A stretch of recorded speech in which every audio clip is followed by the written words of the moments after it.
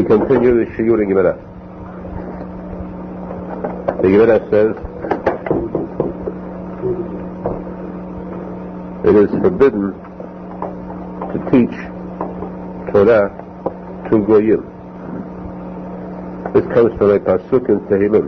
We say it every day in the Hallelujah. Magid b'vanav Yaakov, ukav v'mishpatav Yisrael. Hashem spoke His words of Torah to the Jews, the laws of the Torah to the Jews. Lo asakin l'chol goy. He did not do so to any other nation. Mishpatim bal yada'um. He did not teach them His laws. From this we learn that it is forbidden to teach Torah to Goyim.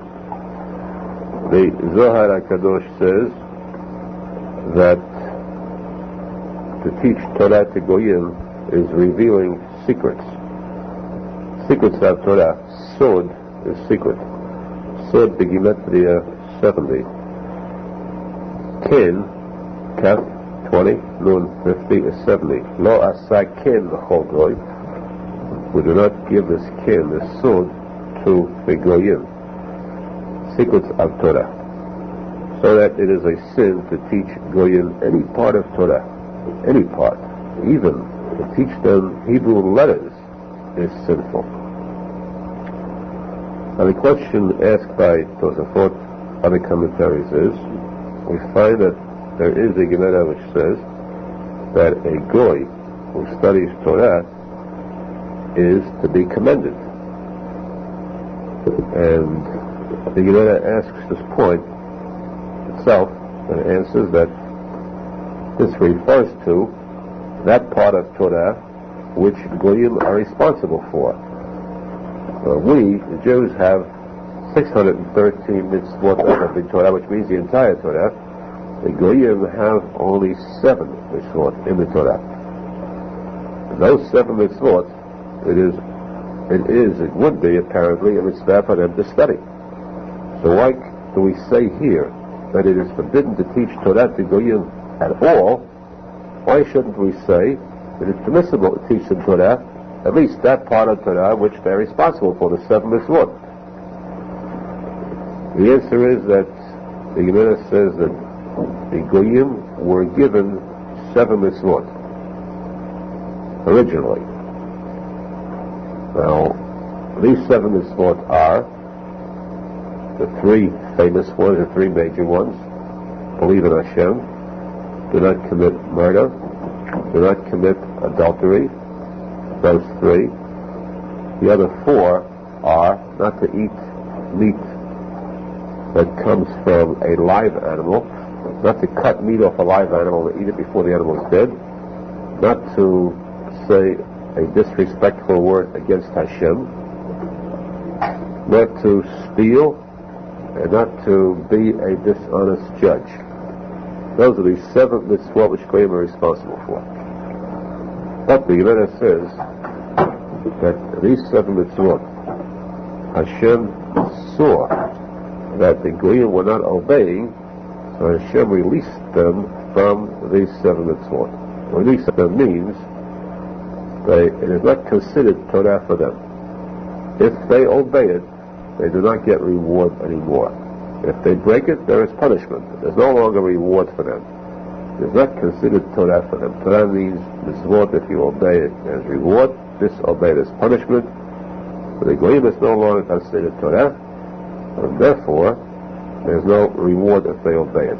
But since it's no longer considered Torah for them, hence we have this law that a Jew is not supposed to teach a Goy Torah, any part of the Torah whatsoever. Even those mitzvot which formally apply to Goyim, these 7 mitzvot, even that too, a Jew is not to teach a Goy. The Gemara says, one time, Rabbi Yochanan, the chief rabbi of Eretz Yisrael, said to his student Rabbi Elazar, "Come, I will teach you the Ma'aseh Merkava."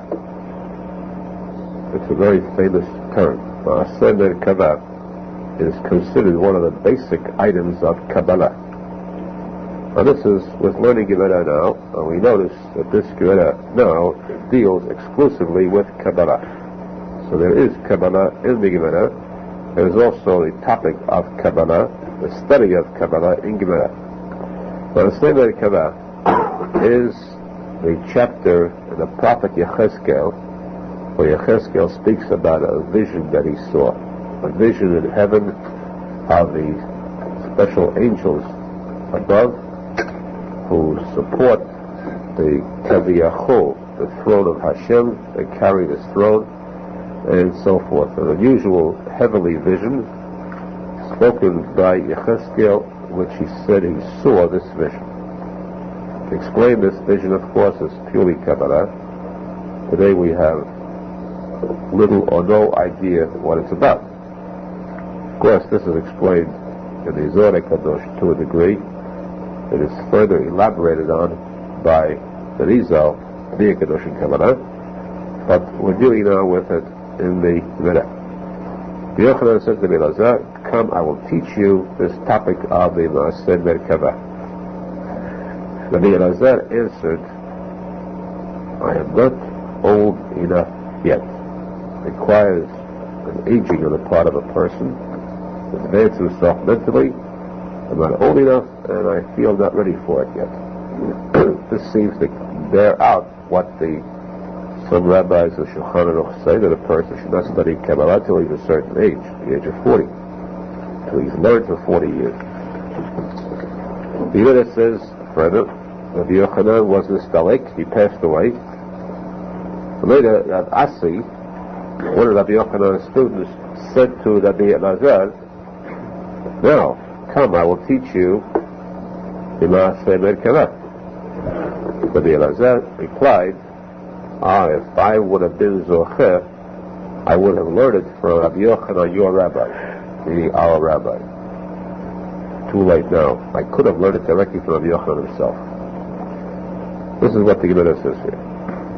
Now, it's very interesting to note that in the Hakdamah to the Zohar HaKadosh, the preface before the Zohar HaKadosh begins, there's a statement by the commentaries. The rabbis who explain the Zohar HaKadosh, there's a discussion there about this very same Gemara. The question arises, should a person today learn Kabbalah? That's the question discussed in the Hakdamah, the preface to the Zohar HaKadosh. One rabbi says he should not. This very same controversy, this debate. He should not learn Kabbalah. Proof is from this Gemara, because it says here that Rabbi Elazar refused to learn this until a certain age. And what better proof do you have? If Rabbi Elazar, who was so great, he was considered one of the sharpest minds of the Gemara at that time, and he refused to learn Kabbalah, surely we should not be allowed to study it either. This is the statement of the first rabbi. However, the author of this preface to the Zohar Kadosh replies to this, that's an error. Because, on the contrary, we see from this very same Gemara, when the first rabbi brings proof that it's forbidden, we see the contrary. We see that this very same rabbi later on regretted his action. He said afterwards, if I had been Zocher, if I had realized at first how important this is, I could have learned it from Rabbi Yochanan, the rabbi, rather than learn it from the student of Asi. So we see here that Rabbi Elazar called it a zechut, a zechiyah.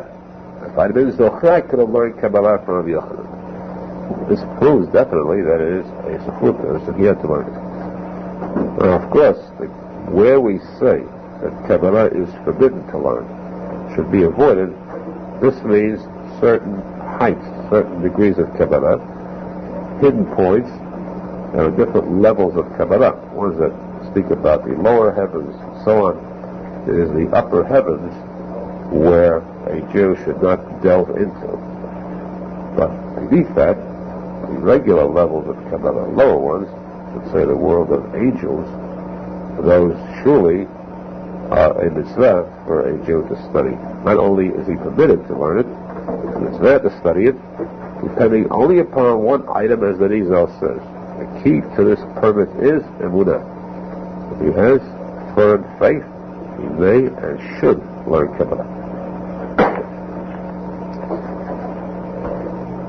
The Gemara says there's a pasuk in this chapter, Ali Mekava, where Yechezkel said he saw a storm rising coming from the north. And this was a prophecy. The question is, the Gemara asks, the storm was coming from the north. Where was the storm going to? The Gemara answers the storm was going to conquer the entire world. This storm, of course, means heavenly powers, angels, destruction, going to conquer the entire world in front of the advanced guard of King Nebuchadnezzar, king of Babel. Nebuchadnezzar had a chef. These angels were going in front to conquer the world for him. Why should he have heavenly aid in conquering the world? This Rasha, who was so evil that he said he wants to rise up to heaven to do battle with heaven, he was rebuked by Hashem directly. How come that Hashem should allow heavenly angels to go out and help Nebuchadnezzar in his battle to conquer the entire world? Why should he deserve being king of the world? The Gemara answers because Hashem said, this pitifully, I have to serve this Rasha. I have to have my angels serving this Rasha to help him. What caused this tragedy? The sins of the Jews brought this about. Sins of the Jews brought about their decision in heaven to destroy Jerusalem, to exile the Jews, send them into Galut. Who will be the one to destroy, to drive the Jews out, destroy the Beit HaMikdash? Nebuchadnezzar, the king of Babel. Babel will destroy the first Beit HaMikdash and drive the Jews out. Therefore, it is not fitting to have the Jews defeated, driven out by an ordinary, lowly nation. Before a nation can defeat the Jews, they must first be leading powerful empire. So Hashem builds them up. Let not people say that the Jews fell victim to a small country. The Jews were defeated, it was by a mighty king, a mighty empire.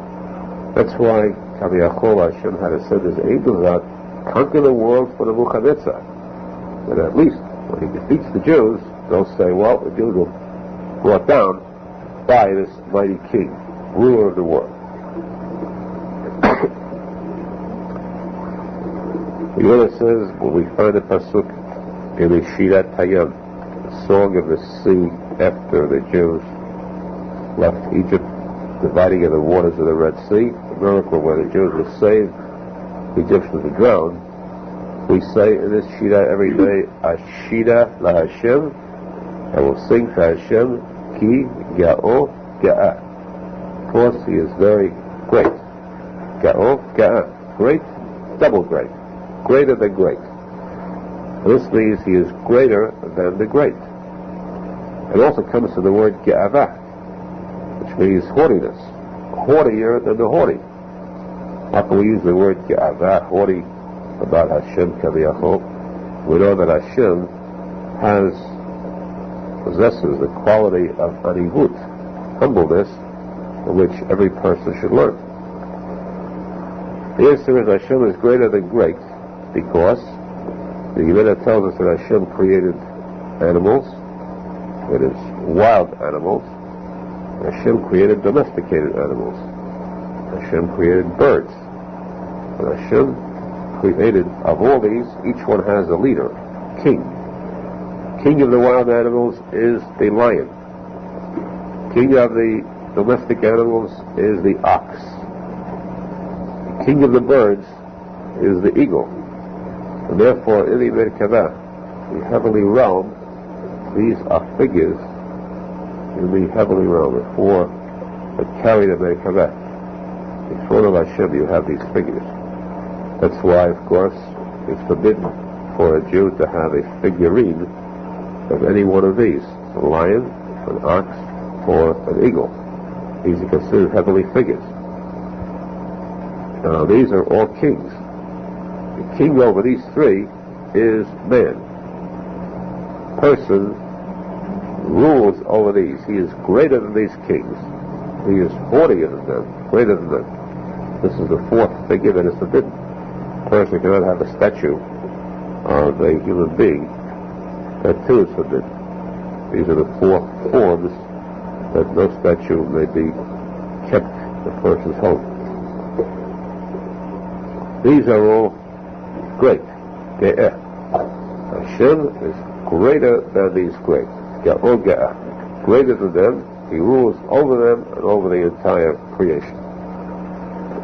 Now, why we use the word Ga'ol, which also means Ga'avah? Because the Torah says, if you deal with a thief, deal with him on his grounds. Be a bigger thief than him. Deal with a cheat, be a bigger cheat than him. Just as Yaakov said to Rachel, he wanted to marry Rachel, and Rachel said, you couldn't marry me because my father is Lavan, is a liar and a cheat. He's going to replace me with Leah, who'll fool you. Yaakov said, don't worry. The posek in Tehillim says, Inikesh titpatel. With a cheat, I battle him with his own weapons. I can be a bigger cheat than him. I can outwit him in his own field. Here too, Hashem, and of course Yaakov was pure, sincere, modest. But dealing with a liar like Lavan, he said, I'll outdo him. But Hashem says too, if you are that haughty, king over the beasts, king over the world, and you're haughty with it, I'll out-haughty you and rule over you, degrade you to a point where you'll have to feel humble.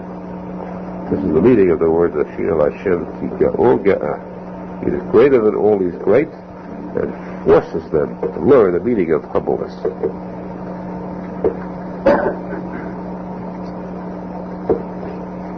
The Gemara says that originally, according to posek in Tehillim, which says Davar Ksiva Ve'elat Dor. So this is an amazing fact.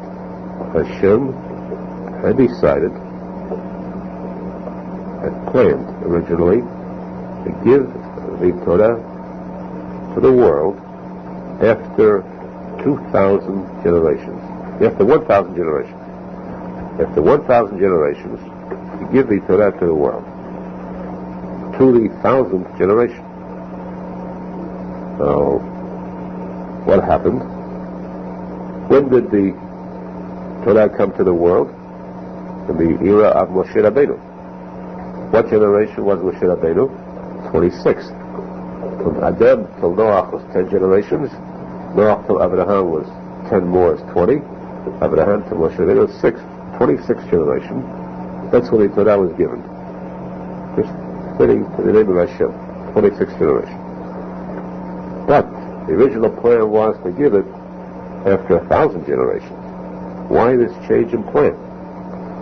You notice says Hashem foresaw, you could see the future, that this 1,000 generations, the first 1,000 to come to the world, are going to be Azeh Panim. Azeh Panim means chutzpah, arrogance and disrespectful. These would be extremely disrespectful type of people. There's nothing that is disliked by Hashem as much as that person who has the quality of disrespect or arrogance to his elders, to his superiors. So much so that Hashem decided these belong in Gehinnom. In Pirkei Avot it says, Az Panim LeGehinnom. One who has chutzpah, arrogance, automatically is slated for Gehinnom. These people do not deserve to have the Torah, they deserve Gehinnom. So how can the Torah be given at this time to this group? What did Hashem do? He took 974 generations of these people of chutzpah, and he kept them. And he planted them, and he produced them, they were born throughout the later generations. little by little. And they should not contaminate the world. And instead he gave the Torah at the end of 26 generations. So that, the Gemara says, whenever we find people who have chutzpah, we know that these people come from those 974 generations that were drawn away, pulled back by Hashem, withdrawn, are not created in their time. All those who have this disrespect come from those 974 generations that were not created in time. During this 26 generations, until the Torah was given, how did the world exist? This world cannot exist without Torah. If there was no Torah given, what did the world exist on? The Gemara answers that these 26 existed only on a chesed shel chinam, the kindness of Hashem that was given gratis. We find in the great Hallel, the tefillah called the Hallel Hagadol, which is Hodul Hashem Kitov Kili Olam Chasdo. You have phrases after each one, Kili Olam Chasdo, Kili Olam Chasdo. There are 26 phrases there, 26 times Kili Olam Chasdo. This is for those 26 generations before the Torah was given, and each one, Kili Olam Chasdo, the world existed because of the chesed, the kindness of Hashem. Hashem greater than life out of His kindness alone, not because of the Torah which sustains the life of the world, but through the chesed of Hashem alone. There's a lot of depth in this statement. Of course, Rabbi Arizal expounds on that, explaining that today, a person who has not studied Torah, how can he live without Torah? If the Torah is life, it's the tree of life, how can a person live without Torah? The answer is that a person today lives, he gets his life too from that store of chesed, kindness, chesed shel chinam. In whose hands is this store of kindness today? In the hands of the tzadik emet. Hashem transferred tzadik emet, and in tzadik emet today, this kindness, His Torah, His greatness, that maintains, sustains the life of those Amnei Haaretz who do not learn Torah. And that's why it's so important that a person never give up hope. He cannot learn, he cannot advance himself, he is supposed to strengthen himself with that emunah and tzadikim, and know that there's a chut, he can continue to live, and has a hope for the future. He can rise. There's no such thing as giving up hope, chas v'shalom. But we do see from this Gemara that worse than any kind of sin, more distasteful than any sin, is this arrogance. Hashem did not take away the generation of the flood. They were created in time. They were kept. Other evils were kept, because those can be tolerated. But one who has chutzpah, disrespect cannot be tolerated. Therefore, Hashem says, the Torah had to be given. But what is required for Torah? Respect. And there we have the phrase, Terecheretz Kadma Torah. Respect for Torah comes even before Torah itself. You cannot have Torah unless there is respect first. If there is arrogance, it is Megehino. Moshe Panim, one who is shy, respectful, we get it. It's the Mishnah Pirkei Avot. The Gemara says, we learn from a pasuk to tell us what is Torah, what is Gemara. How many Gemarot are there? And as far as we know, we have a term that we call Shas. Shas has two meanings. Shas is Shisha Sidarim, Shisha Sidrei Mishneh, the 6 divisions of Mishnayot. The 6 divisions are, first one is Zeraim, that deals with items that are planted, like the Gemara Berachot, blessings for those items that are planted.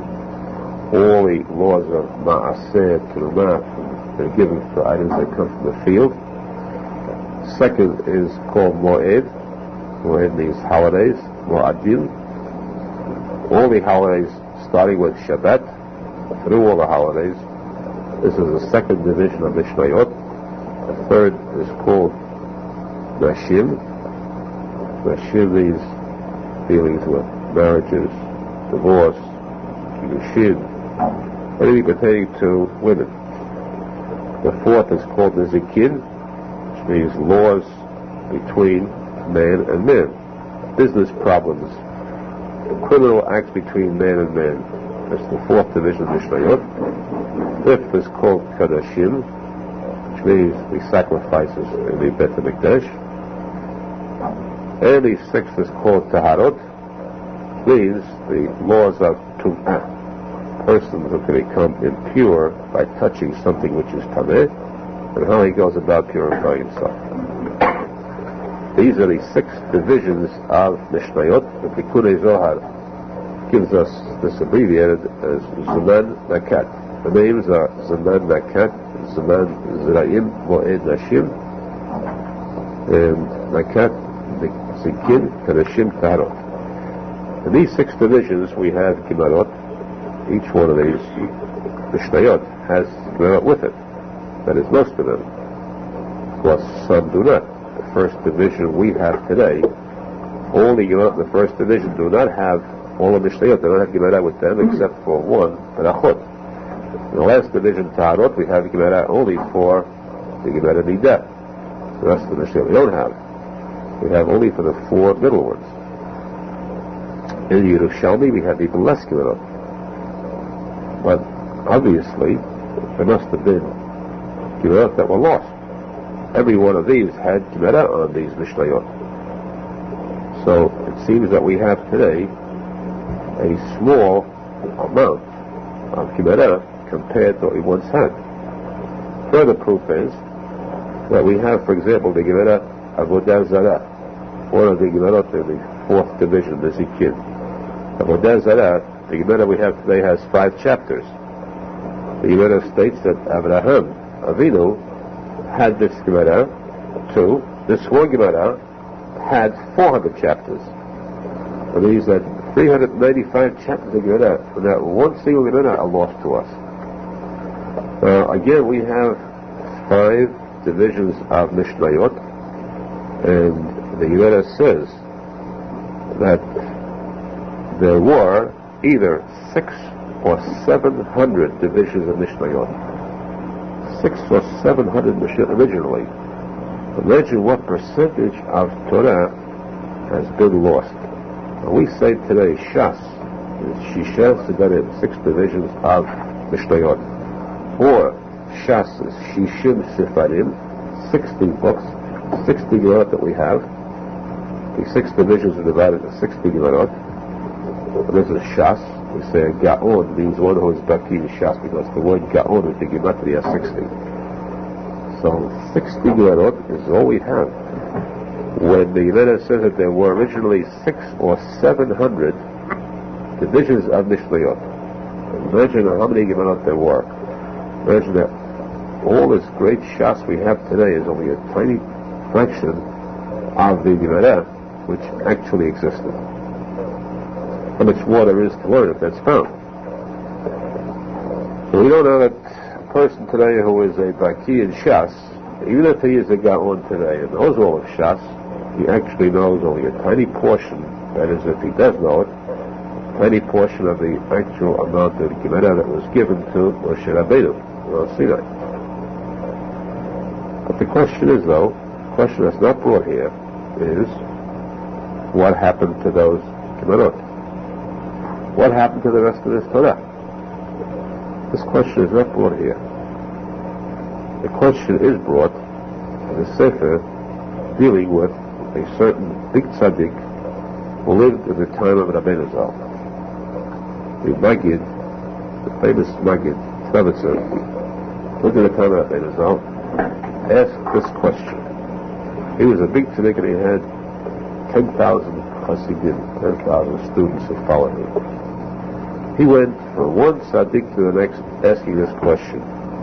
Where are these lost Sefarim? One question. Second question. After the Gemara, there were so many great rabbis, great commentaries. The time of Rashi Akadosh and Rambam. After later years, with great tzaddikim in those days, undoubtedly they too wrote Sefarim, many Sefarim. How come we have so few left from all those rabbis? We have a limited number of Sefarim written by them. There must have been thousands of others Sefarim written by these great tzaddikim. Where are those Sefarim?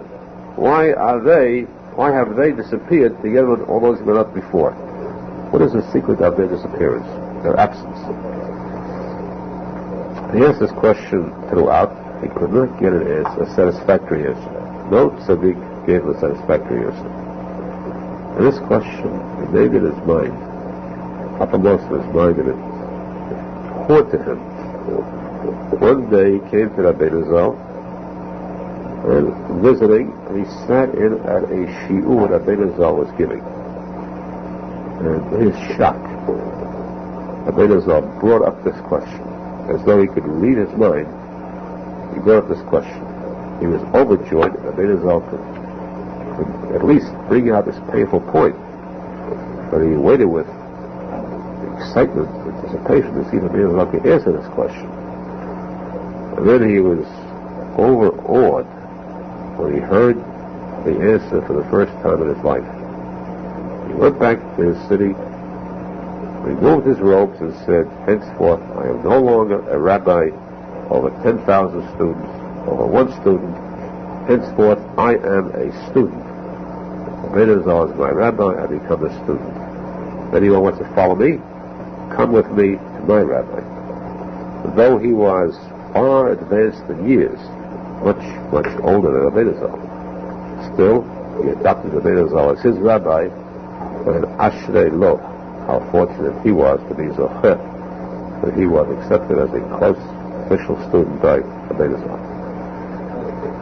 He reported this item. It's difficult to explain in detail what Rabbi Arizal's answer is. We'll try to bring it down to a level that can be understood. Rabbi Arizal says that unquestionably, if there was so much idol worship in the past, former generations, former years, people worshipped idols, and then what happened? They stopped. There was no more bowing to idols, to statues. Does that mean that from that time on there was faith in the world, pure faith? Of course not. Though people were not that foolish to actually worship idols, but there was a new poison that arose to take its place. In the time of the idol worship, when miracles could be done by magicians, by stargazers, this was to combat the miracles done by the great tzaddikim. The Shilamitic perform miracles. At the same time, there were the Havdil, the magicians of Paro could perform miracles too. This was to sort of balance the scale so that there should still be free choice between truth and falsehood. Otherwise, if only the tzaddikim could have the power of miracles, there'd be no free choice left. Everyone would naturally believe. That's why at that time Hashem gave this power of miracles to the evil ones too. They had this contact with evil angels. They could perform miracles. And when this power of miracles was taken away from them, what was left then for the powers of evil to dissuade people, to draw people away from faith? What happened then was that the Greek philosophers came up. They spread their philosophy, which was poisonous and which brought atheism to the world. Take people away from Emunah. Now imagine that in those days, certainly, people then were far more advanced in knowledge, wisdom than we are today. The greatest person today probably cannot compare with the smallest brain at that time. Because the Gemara says that every generation we become lower and lower. Compare the rabbis of today to the rabbis of the last generation, we find that they are very tiny in comparison. Compare the ones of the last generation to those before, we find they're very small. The Gemara says itself, even at the time of the Gemara, from one generation to the next. the people were like mules compared to humans of the past generation. Or if they're like humans, it says they were like humans compared to angels. That's how each generation was lowered, came to a much lower level of mentality, of wisdom. So since the people then were that wise, that clever, that advanced, how could they be misled, taken away from faith in Hashem if they were that much wiser? Therefore, there had to be this tremendous opposing power of wisdom on the part of these philosophers. The wisdom of these Greek philosophers was so advanced and so great that it could actually draw away these people from their faith, chas v'shalom, to poison their minds. But this extended so that their books on philosophy they wrote were enough, and that they remain to this day, chas v'shalom, what chance could any person today have? If those philosophy books remain to this day, no person today could retain his faith, chas v'shalom. There was that danger that these books of philosophy could poison the world forever. If they could poison the minds of such wise people then, they would surely destroy any Jew today, any Bala today. What was the solution? The solution was, we find that there's a law of soteh. Soteh means that if a man suspects his wife of infidelity, but he does not have proof, there is a suspicion backed up by circumstantial evidence at best. There's no actual witnesses to the fact that she committed adultery. Since now there is a doubt, he must have this doubt proven. The time of Bet HaMikdash, the Torah tells us, and the Chumash says, that he is supposed to bring his wife to the Bet HaMikdash, to the Kohen. The Kohen then takes some earth from the ground of the Mishkan, the Bet HaMikdash. He takes a chapter of the Chumash dealing with it, on which is written Hashem's name. He places this earth in this chapter into a glass of water, and she drinks this water. If she is guilty, her stomach explodes. She dies. If not, nothing happens to her. On the contrary, she's blessed. She has sons, good children. Now, the point of this is that what does the Kohen do? What does he place in this water? Earth of the Mishkan? Above all, he places this chapter on which is written Hashem's name. The question is, no doubt that this chapter will be erased in the water. One of the greatest possible sins conceivable is erasing Hashem's name, chas v'shalom. Hashem says, I command you to do this. Because here is a man who suspects his wife. He cannot live with her in peace. He'll always have doubts. I want this doubt cast aside. To make certain he should know from now on that his wife is pure, if she is pure. Let my name be put in this water. Let my name be erased, Hashem says, in order to bring peace between husband and wife. I'm willing to have the name of Hashem erased. So great is the mitzvah of peace. So, this we have an actual law in the Chumash, the Torah. Hashem himself says, let my name be erased. Parashavi Torah, let it be erased in order to have peace between husband and wife. Now, the Kavachomer means if a small thing exists, is strong, and a big thing surely is strong. If 2 is greater than 1, 3 is surely greater than 1. So in heaven, they say a Kavachomer. If we say that in order to keep peace between husband and wife, and the symbol, husband and wife are a symbol of the tie between Hashem and the Jews, to keep the Jews tied to Hashem in peace, this is the symbol. In order to keep this tie, keep the Jews united in their faith with Hashem, it is permissible to erase the name of Hashem, which means permissible to erase the Torah, which consists of the names of Hashem. Every word of Torah is actually a name of Hashem. Permissible to erase the Torah, then Kol Sheken, surely they should be erased, those books of evil the books of philosophy. So how can we get this to be done? Powers of evil would say, the Satan would say, where do you see us being erased? Why should I let these books of philosophy be destroyed? Where do you get this kol shekain? Where do you get this certainty? Therefore Hashem said, let the Torah be erased. Let it disappear. Let it be lost. Let entire portions of Torah, Sefarim, Abi Torah, be lost, disappear. So much Torah will be lost. For what reason? So that now we can have all the books of philosophy destroyed. All this Torah is gone.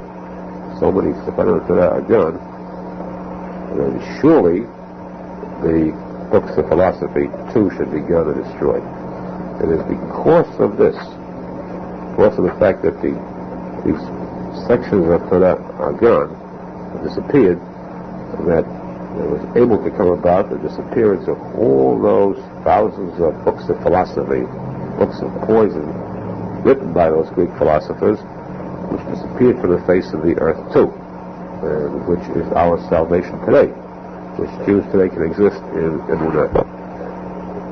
But for that reason, in order to have these books of philosophy destroyed, to have the Jews continue to live with potential faith, that's why all these Sefarim of Kedusha had to be erased or to disappear.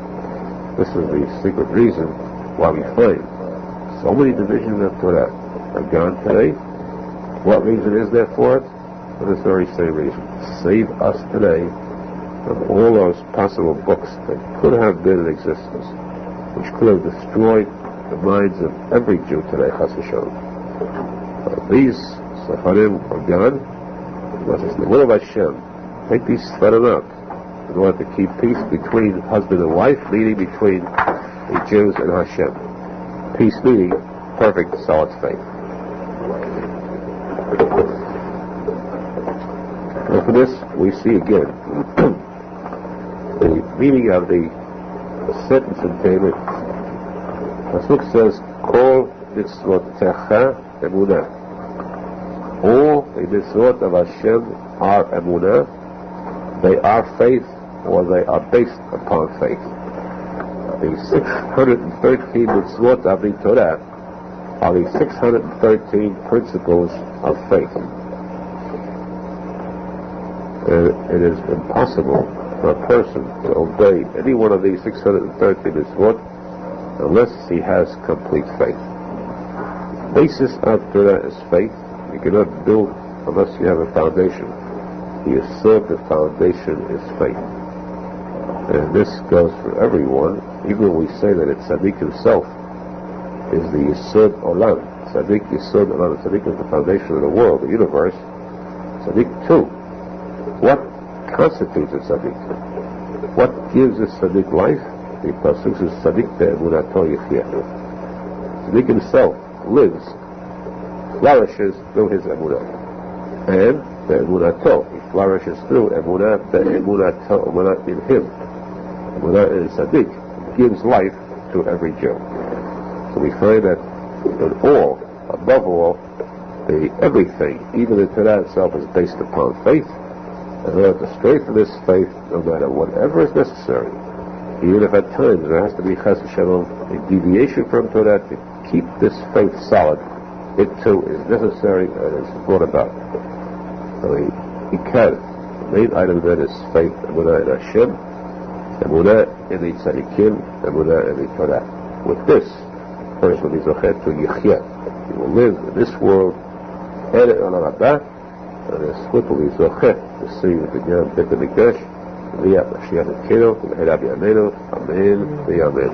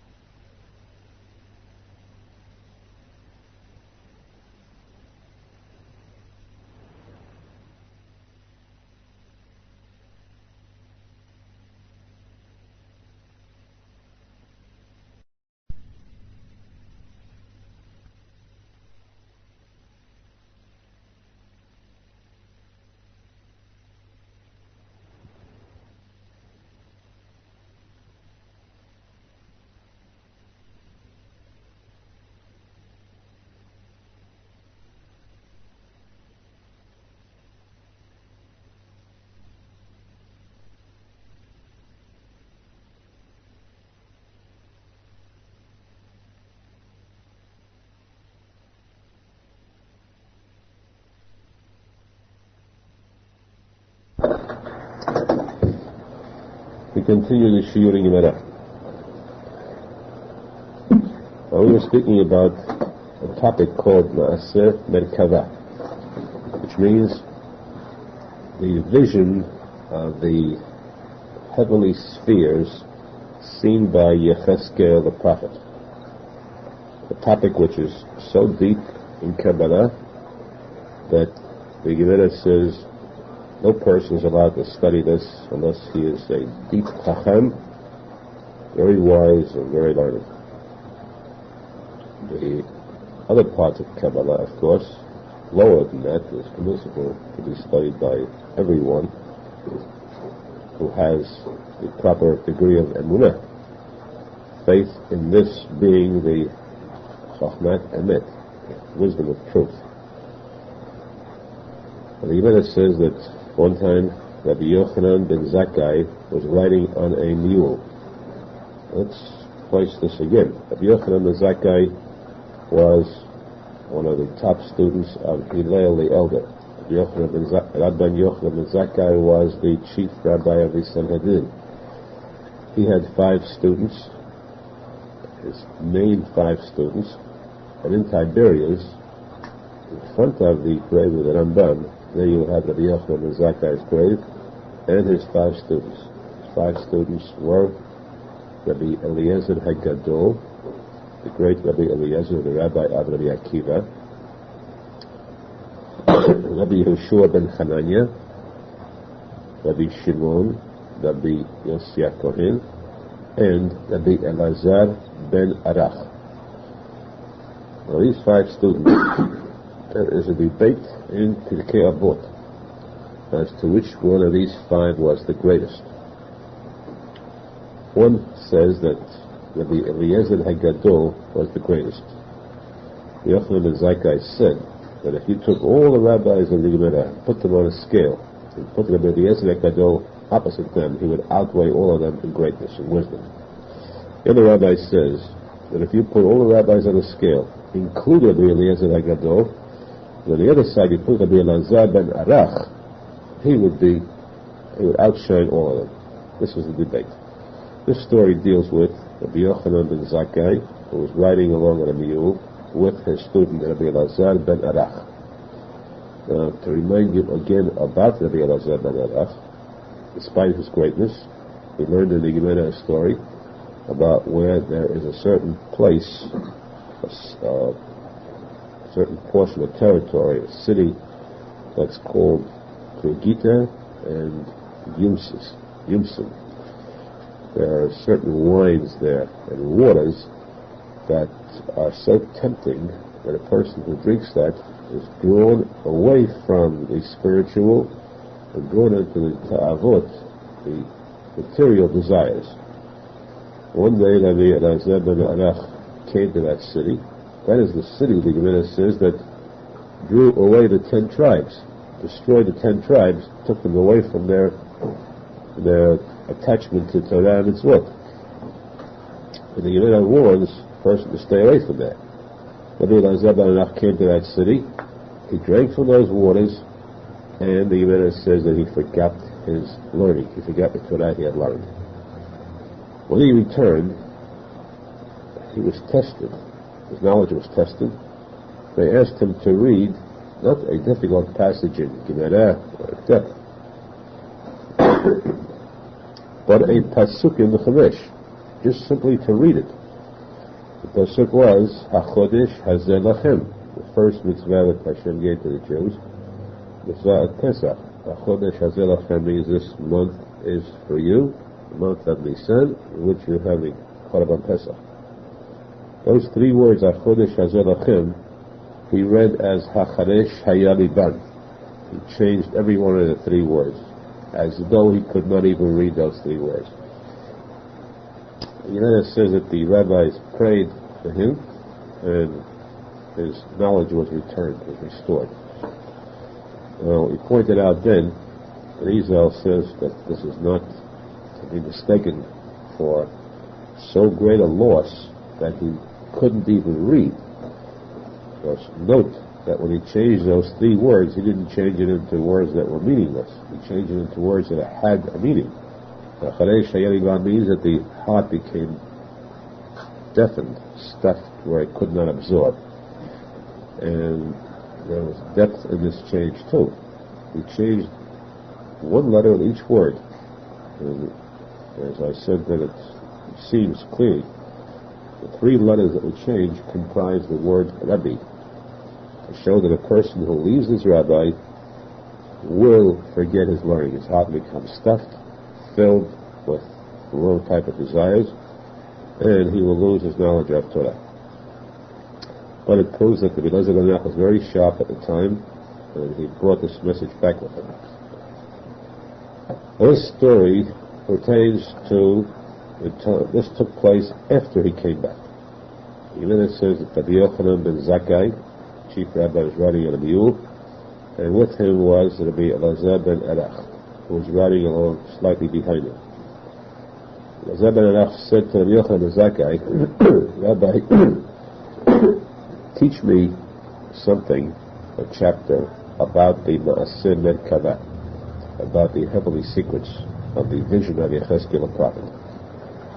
Yochanan ben Zakkai replied, my son, didn't I state previously that you cannot teach this topic to anyone unless he is extremely wise, a great chacham, with inner depth? Elazar ben Arach said, Rabbi, allow me to say before you something about this topic that you taught me. In other words, you are testing me if I have that wisdom since I went to this place and came back. Let me prove myself. Can I repeat something you once taught me? Rabbi Yochanan ben Zakkai said, speak. But first, he got off his mule, and he wrapped himself in a talet. He sat down beneath a tree.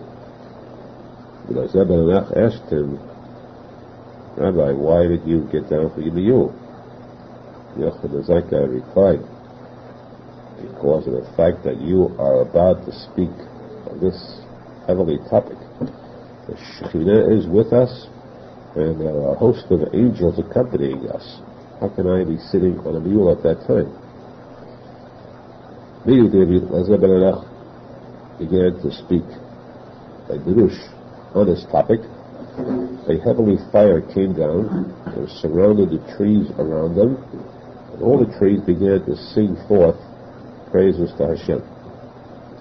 Out of this fire, a malach, an angel, called out, these are truly the words that explain a Ma'aseh Merkava. Yochanan ben Zakkai then stood up, he kissed Rabbi Elazar ben Arach on the forehead, and he said, Baruch Hashem.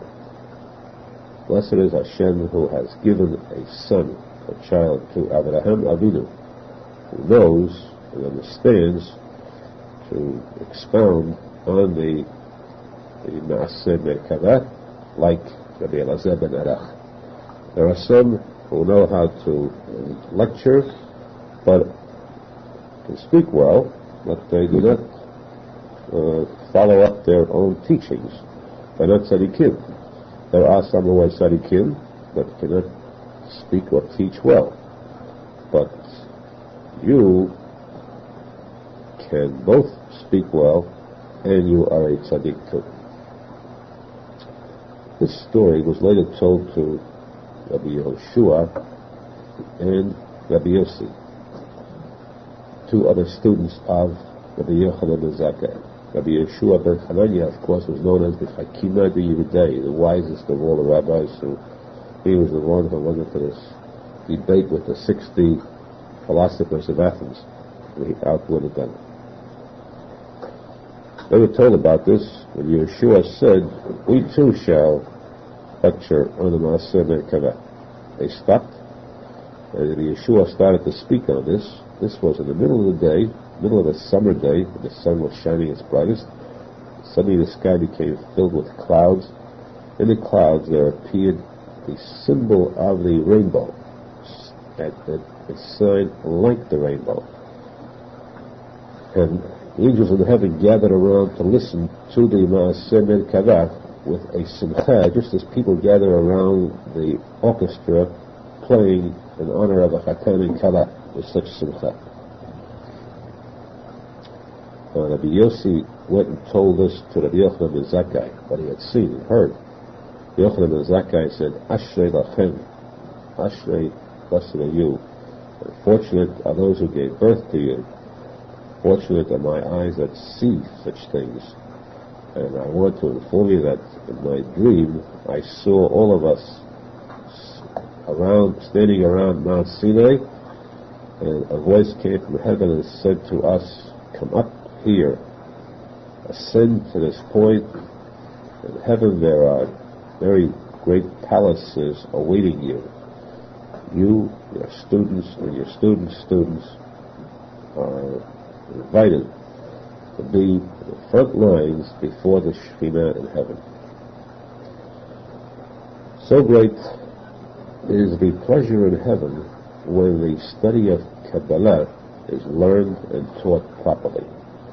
Therefore, in Kabbalah it says, it is written that a study of a passage of Kabbalah, the one who knows, so big a mitzvah, than another person learning any other part of Torah for a month, possibly even for a year, cannot compare to the mitzvah of the study of Torah, Kabbalah.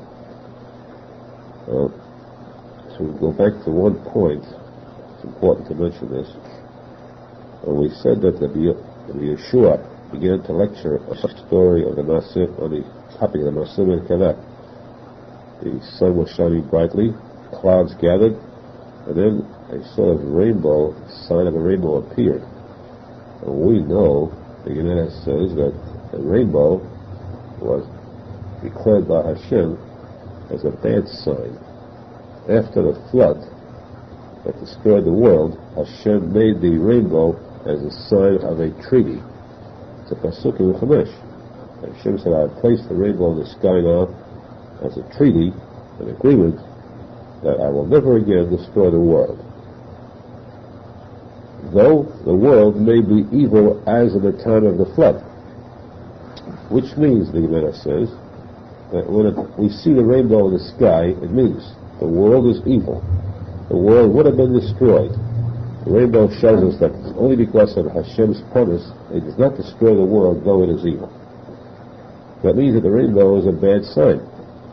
In addition, the Gemara says that when there is a tzadik in the world who is so great and so holy that his zechut can protect the entire world, the rainbow will not appear at that time, because there's no necessity for it, for the rainbows this promise to protect the world. And that's why the Gemara says that in the time of Rabbi Shimon ben Arizal, there was never a rainbow in the sky. At the time of Yeshua ben Levi, there was never a rainbow in the sky. So why at a time like this does it say that the rainbow appeared? The answer is, it does not say the rainbow, it says Kimin Keshet. Sort of a sign of a rainbow appeared. And this means, the Zohar Kadosh explains, that the rainbow has three colors, the rainbow itself. We know that the rainbow, of course, was created before the flood. The rainbow always existed. It was after the flood that Hashem appointed the rainbow as a symbol of the tree. But the rainbow itself is holy. It stands for something extremely holy. Because the rainbow has three colors, and these three colors represent the three of the highest sefirot. Three sefirot, Chesed, Gevurah, Tiferet. Chesed is the characteristic, the midah of kindness of Hashem. Gevurah is din, harsh judgment, and Tiferet, beauty, which means combination of both, mixing, tempering justice with mercy. These represent the three fathers of the Jews. Abraham, who was known as the Ish HaChesed, who possessed this kindness. Yitzchak, Pachad Yitzchak, judgment, harshness. And Yaakov, who was known as the chosen one of the fathers of the Jews because he possessed the qualities of both. The Keshet represents the three fathers of the Jews. This is something which is the highest degree of holiness. So that when we say here that the Kimin Keshet means that these top level items of holiness can be present then too. Listen to these words of Kabbalah expounded by Rabbi Yeshua ben Hananiah.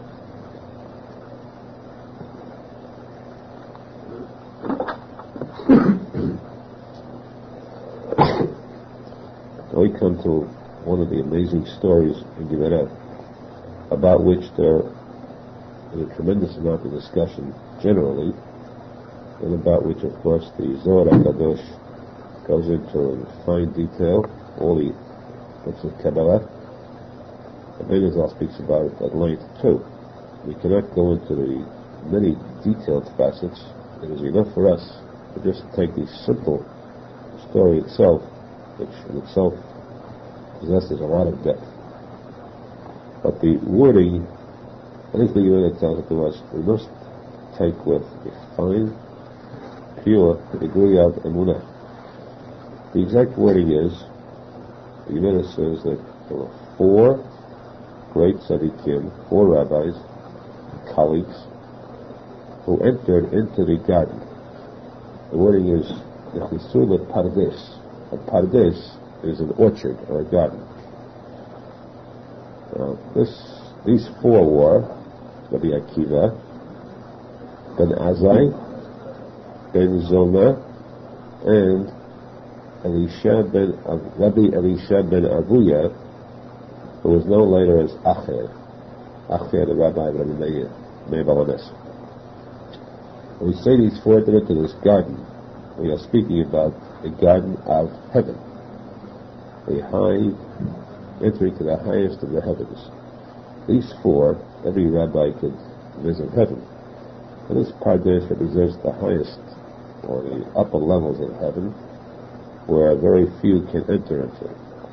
These 4 decided to elevate themselves, to ascend up to this upper levels of heaven, to visit there. And this, of course, was taking a very great risk, because the human mind, in its physical form, can conceive just a limited amount. It's dangerous for it to go too high. These 4 purified themselves and went into this new surroundings, heavenly surroundings, and it is called Pardes because Pardes means a garden where flowers grow. We speak of this just to apply this term to it.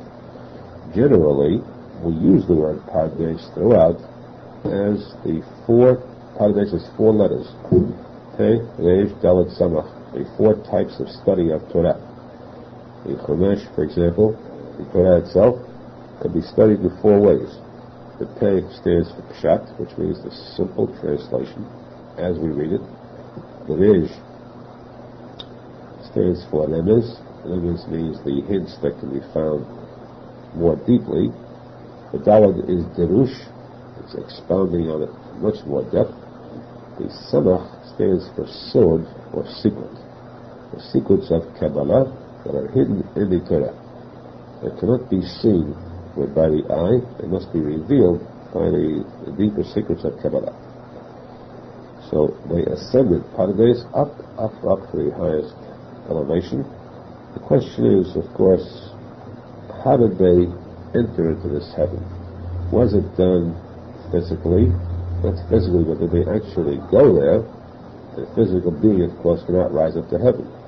But were they awake at the time, with the full control of faculties, physical mind, growing up with their soul, or did their soul remain below, and in their mind's eye, they could visualize this heavenly sphere? Rashi HaKadosh says that they had the power of Kabbalah to say a certain heavenly name, and with this they could rise up to the heavens. Tosafot says that we must, Tosafot claims that they did say this name, and with it their mind was elevated to a point where they could see, they could understand things that are going on above. So it would appear as though they actually went up. And of course, the Sifrei Kabbalah say that this means they actually visited heaven. But the point is that whatever it is, they did conceive. The minds rose to a point where they could conceive, whether it was their mind alone or their actual being, rose up, spiritual being rose up to the upper heavens. These 4 went into these upper heavens, and before going, Rabbi Akiva warned them. He said, when you come to the upper spheres, and you will see these marble stones, these pure marble stones, be very careful. It will look like marble stones. Of course, this means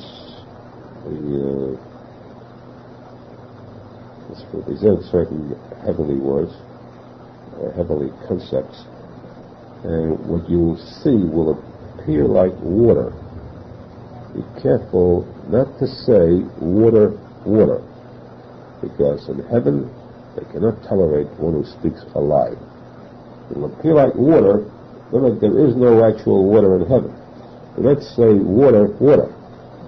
At this point, Rabbi Arizal explains. It's a very important Rabbi Arizal explanation here. Why did Rabbi Akiva say, do not say water, water? Why do you repeat the word water twice? Anyway, so this is a very important lesson for always, to teach us what is meant by truth.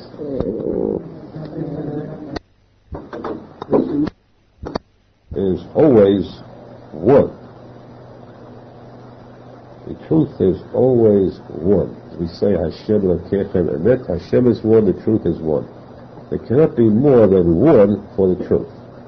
Anything more than one is a lie. For example, Arizal says, if you want to speak about an item that's made of pure gold, you say, this is gold. That's the end. That's one, and that's no more. That's the truth. Lies, you could say a lot. This is silver, this is copper, this is platinum, this is diamonds. A lot of things can be said about it. This item is 10 feet tall, or 10 feet and 1 1/4 inches tall exactly. That's true. Lies, you could say anything. There's any number of ways to speak about it as lies. 9 feet tall, 12, 15, and so on. Truth is only one. Now, this is simple. Arizal says, though, let's keep in mind the fact that does this mean that truth is limited? We say just one. And lies are not. Lies are infinite.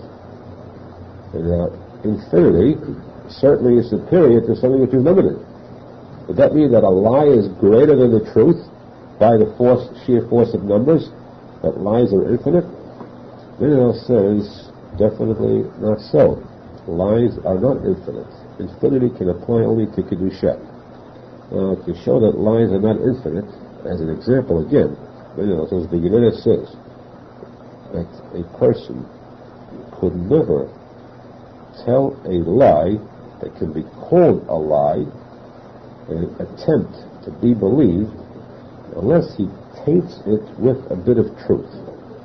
And the Gemara says, as an example, when Moshe Rabbeinu sent the spies to Israel to spy out the land, they came back and they misled the Jews into refusing to go to Israel. They said that there are giants there, the enemy is so powerful we can never overcome them. It's a suicide to go.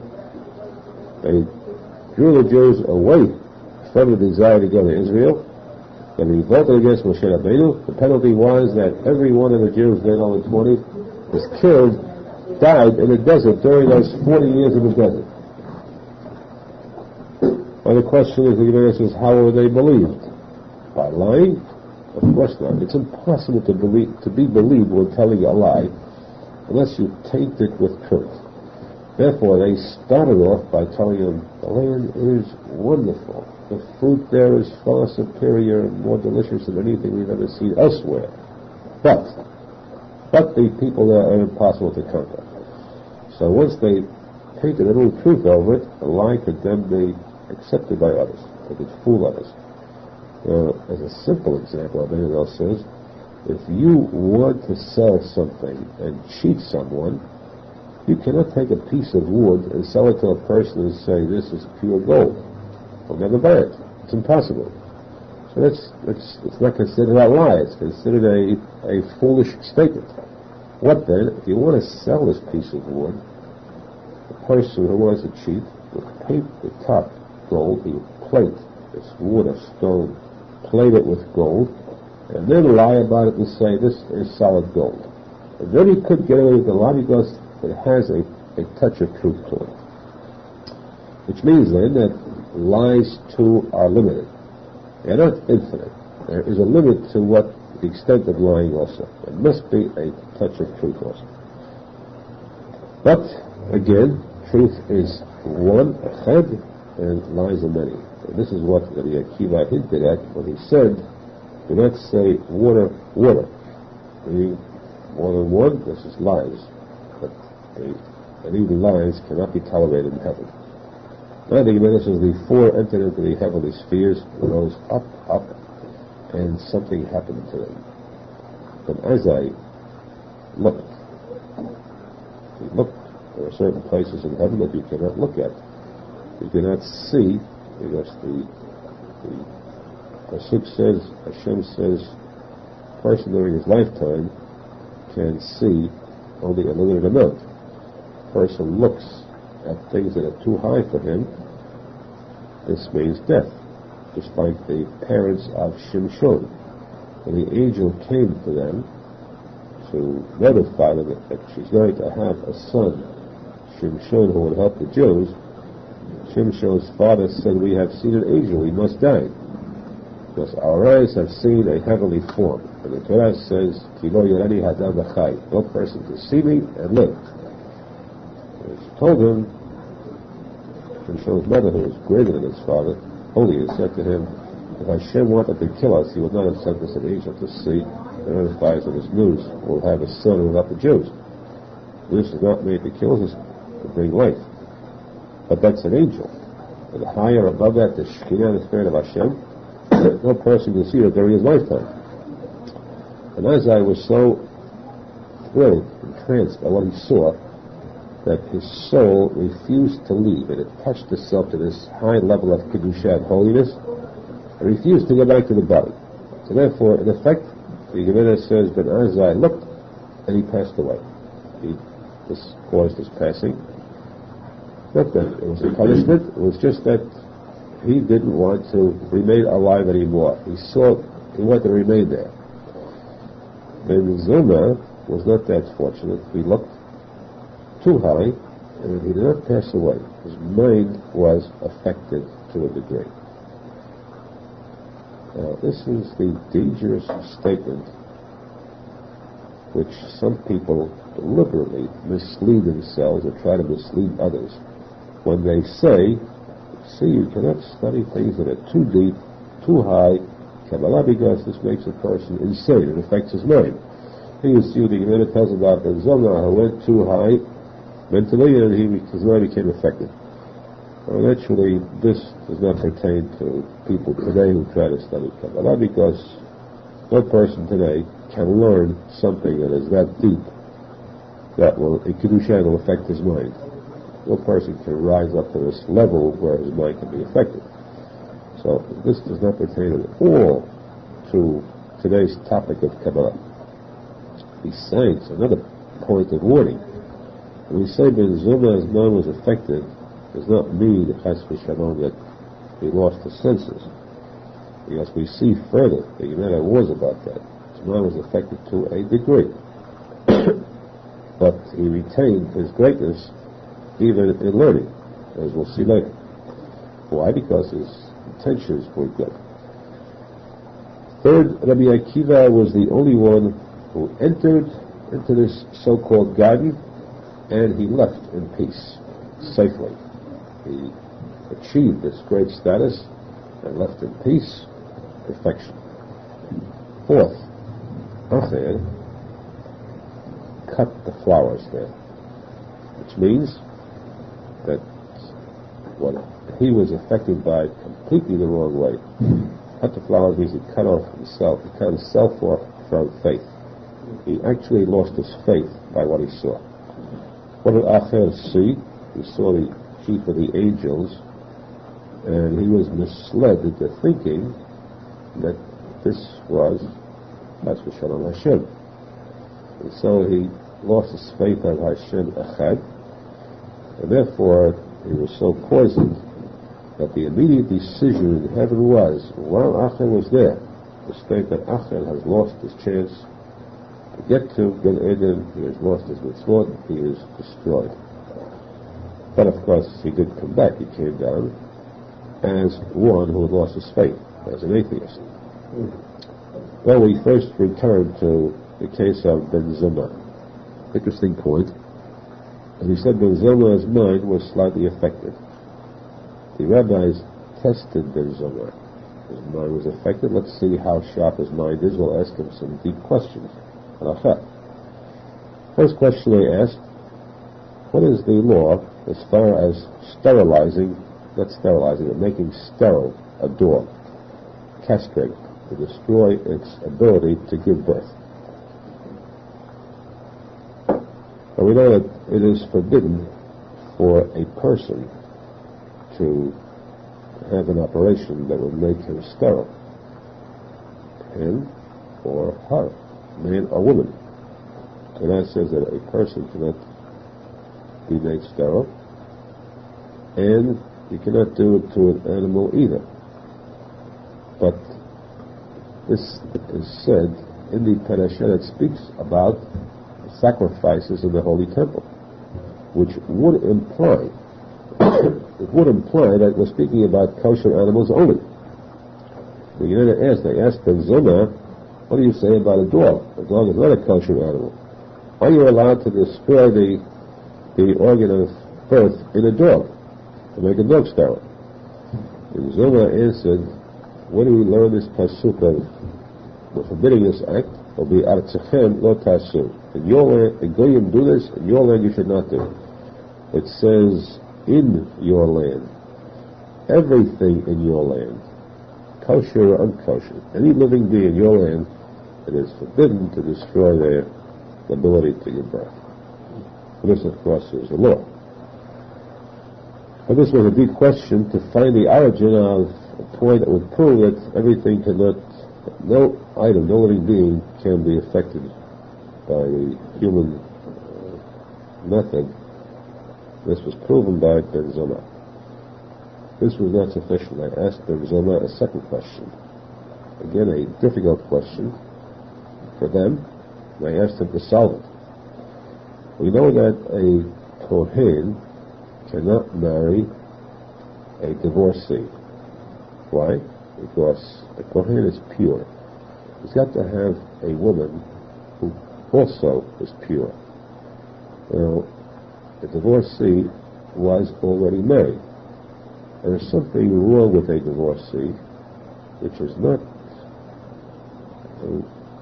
a fault that a widow does not have.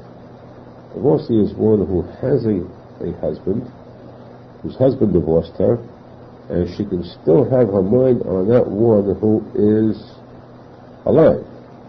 Plus the fact that she has already had relations with a husband. She is not pure enough for a Kohen. Kohen cannot marry a divorcee. But a Kohen is permitted to marry a widow. The Kohen Gadol, who is greater and holier than all Kohanim, he has a special law. He cannot marry a widow either. He must have a betula. Betula means a girl who never had relations in her life. English word for is virgin, one who is pure, was never married, or never had relations. A betula. I asked Ben Zoma, what about a betula? I mean, she still is a betula. She still possesses that virginity, but she is pregnant. Can a Kohen Gadol marry her? Now, what is the question? The question is, does such a condition exist? Could this be possible? Why? Because the Gemara says that Shmuel, one of the rabbis of the Gemara, was known as the greatest doctor of all time. He was famous for his knowledge of medicine in the time of the Gemara, knowledge of medicine, physiology. In fact, the Gemara says that he brought a cure to Rabbeinu HaKadosh, Yudah Nasi, chief rabbi of the Gemara, who had a disease of the eye, very painful disease of the eyelid, and there was no way to get it cured until Shmuel came, and he said, I'll put a certain salve on it. He said, I couldn't take it. He couldn't take the salve could weigh tiniest, the thousandth of an ounce, I couldn't take that. Shmuel said, well, I have a strong salve that I'll put on the back of your head, and this will penetrate through the back of your head and reach up to the eye, exactly, but not to the eyelid. This will cure the eye. He did this. Of course, you have to imagine how great a doctor is, be able to measure a salve whose effects would penetrate through, seep through, and go through to the eye and cure it. But Ben HaKadosh was so impressed by this that he wanted to give Shmuel his smicha, his degree of ordination.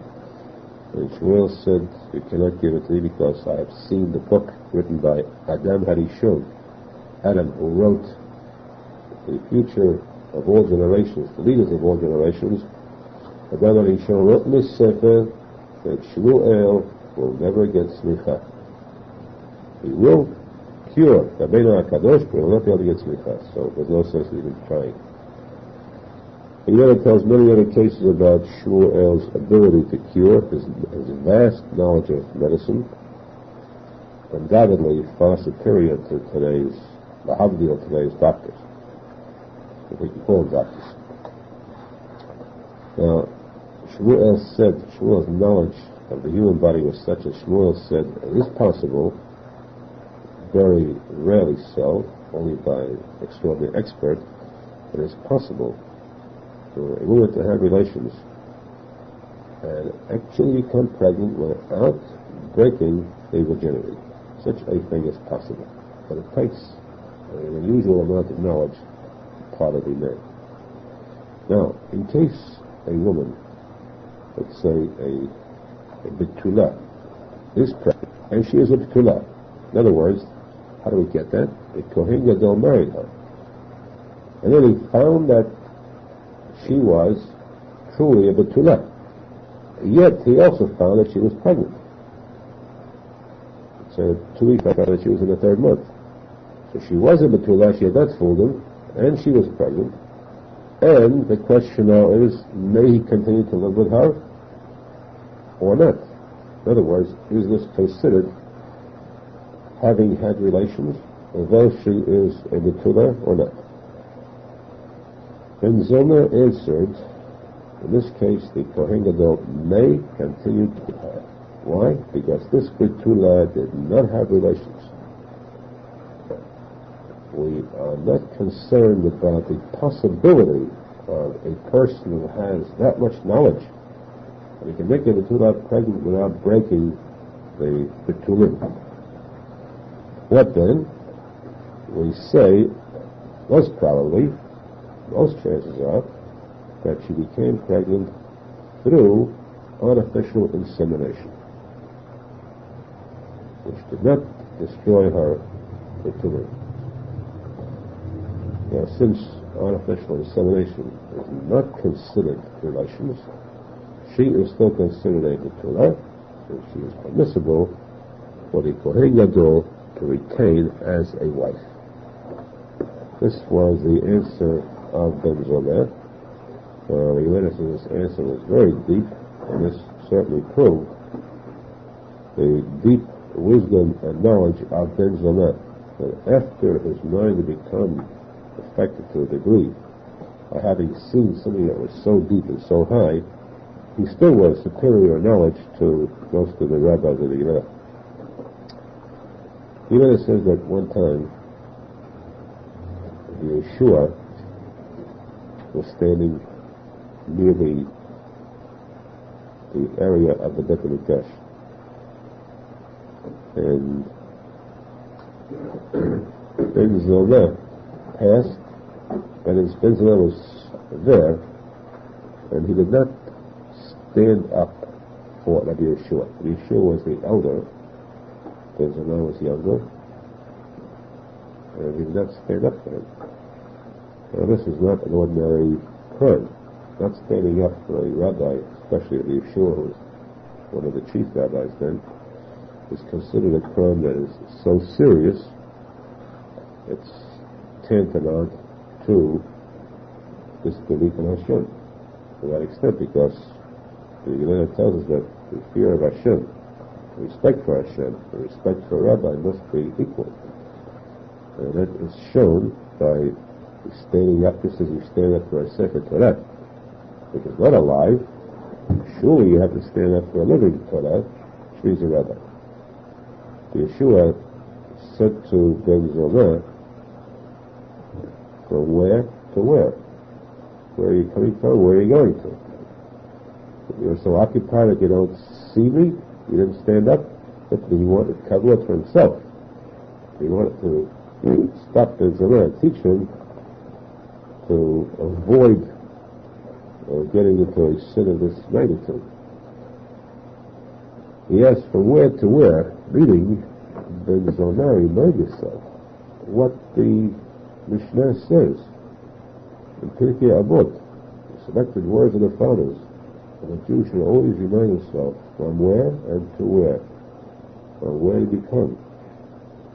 Where did you come from? Where were you born from?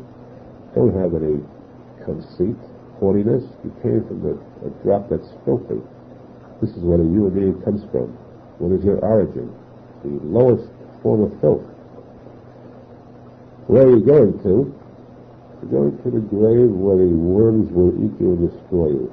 What future do you have? How could you pride yourself on your physical form?